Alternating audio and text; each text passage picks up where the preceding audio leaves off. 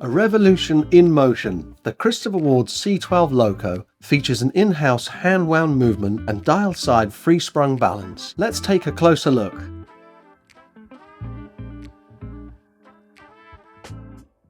On the top half of the C12 Loco's multi-layer dial, which is finished with vertical brushing, we have a floating time display, and on the lower half, which has an opaline sandblasted finish, we see bridges supporting the floating balance and the escapement. On the back of the Loco is the twin barrel configuration of our hand-wound CW003 movement. Unique to this watch and hand-finished, the Loco has a power reserve of 144 hours or 6 days. The Loco is water resistant to 3 ATM or 30 meters, which means you can use it when washing your hands, for example, but not in the shower or swimming. You should always make sure the crown is screwed down unless you are setting the time or winding the watch.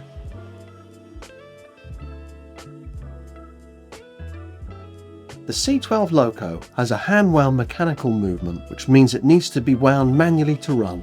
To wind the watch, unscrew the crown anti-clockwise and then turn the crown clockwise 95 times from empty to ensure smooth running. As it is a hand-wound movement, it is possible to overwind the Loco and damage it, so as soon as you feel a firm resistance, stop winding. Be cautious the first time you wind it, and you'll soon get to know what that feels like. To set the time, pull the crown away from the case until it stops.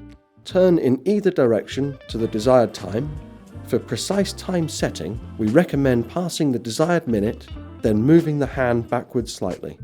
You will notice that the balance wheel continues to beat even with the crown pulled out. This is normal as the Loco does not hack. Make sure to screw the crown back down after winding or setting. The Loco will run accurately for 144 hours or 6 days after a full wind, after which it will need to be wound again. If you have any further questions or need more help, you can find all our video guides on our website.